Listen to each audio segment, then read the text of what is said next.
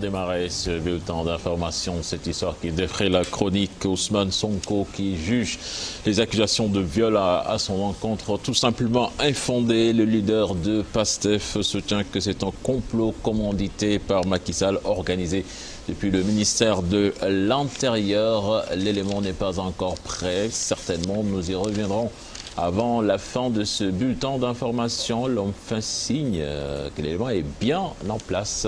Je propose donc de suivre le compte-rendu de sa conférence de presse et avec Chérifia. Ousmane Sonko exige la levée de son immunité parlementaire avant de déférer à la convocation des enquêteurs de la section de recherche de la gendarmerie. J'ai reçu une convocation qui m'a été amenée ici hier par un commandant pour affaires me concernant à la brigade de recherche. Après concertation avec mes avocats, nous avons décidé de ne pas déférer à cette convocation. Quand une procédure est prévue, il faut respecter la procédure.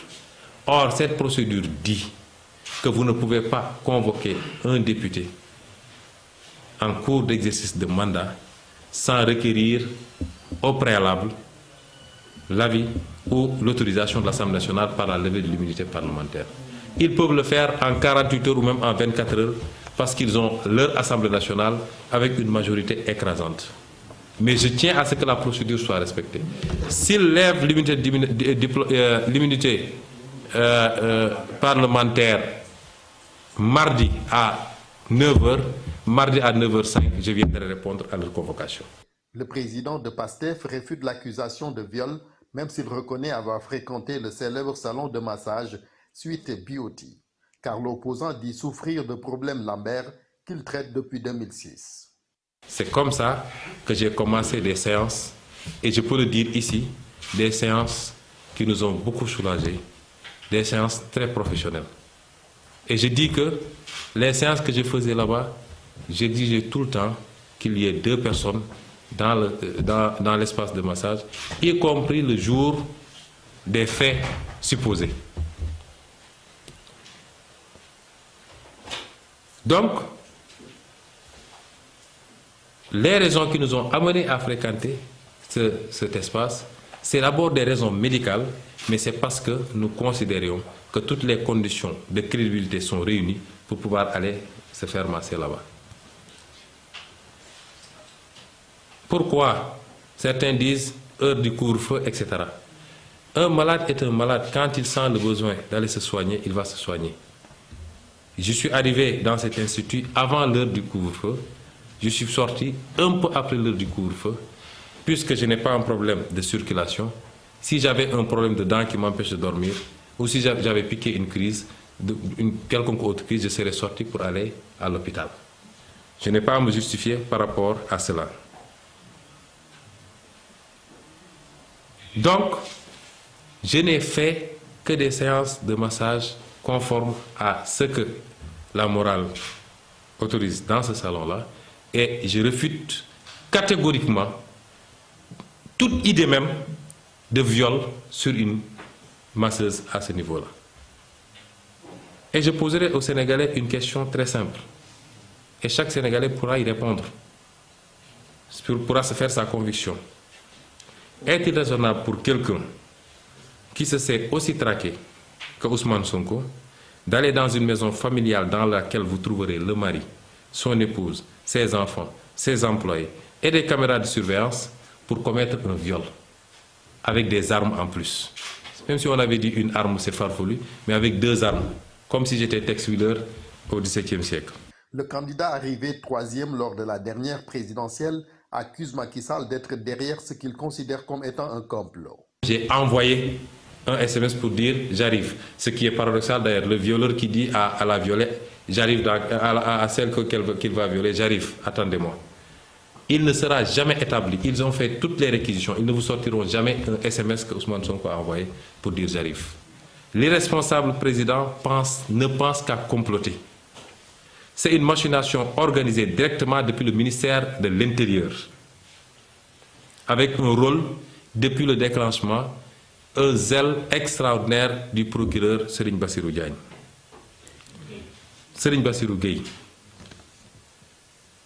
Et leur directive, la directive qu'ils ont adressé à tous leurs militants de ne pas en parler au motif que cela relève d'une affaire privée n'est qu'un aspect du complot et de sa stratégie pour lui enlever tout caractère politique. Mais je dis qu'on est en présence d'un complot politique. Ousmane Sonko, qui dit bénéficier du soutien de ses deux épouses présentes sur les lieux, appelle ses partisans à la mobilisation au cas où les gendarmes viendraient le cueillir chez lui. Voilà, c'était le compte-rendu signé Chérif Dia. Les jeunes socialistes de Dias qui veulent la restitution de certaines terres immatriculées au nom de l'État. Ils estiment qu'il n'y a plus d'espace pour les habitants et ils exhortent le chef de l'État à revoir les décrets d'attribution. Ces jeunes socialistes faisaient face à la presse. Compte-rendu signé Abdourahmane Diallo et Mamadou Gueye. Les jeunes du Parti socialiste demandent au chef de l'État Macky Sall de revoir les décrets portant immatriculation des terres de l'État à Dias. L'espace qui a été occupé, qui a été titré par l'État aujourd'hui, alors donc on nous parle de 8000 hectares donc, du côté de l'AIBD, on nous parle également donc, de 3000 hectares du côté de Paul Daga-Kholpa, on nous parle en plus également donc, de 118 hectares pour la zone économique spéciale intégrée numéro 1 et le numéro 2 également 10 000 hectares. Donc, vous voyez, toutes ces terres vraiment sont dans la commune de Dias. Maintenant, la question que la population se pose, que va devenir le SAFEM? Ces jeunes socialistes s'érigent aussi en bouclier pour défendre leur maire. Ils estiment que Cheikh Tidiane Diouf n'est pas mêlé dans ces affaires foncières. Au contraire, il défend les intérêts de la population. Monsieur le maire Cheikh Tidiane, effectivement, s'est toujours battu vraiment sur cette question. Parce que ce n'est pas quand même une question nouvelle. C'est une situation qui s'est posée depuis il y a longtemps. Parce qu'il y a des décrets aujourd'hui qui nous condamnent carrément. Il y a le décret de 2002, il y a également le décret de 2010.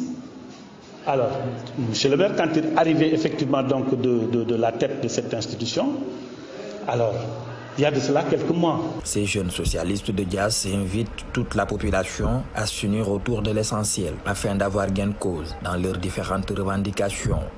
Le Sénégal s'est souvenu hier de Cheikh Anta Diop, date d'anniversaire de sa mort. L'historien anthropologue qui s'est évertué à montrer l'apport de l'Afrique l'apport de l'Afrique noire plutôt à la culture universelle. Je propose de suivre ce sujet, cet élément plutôt signé par Faragning.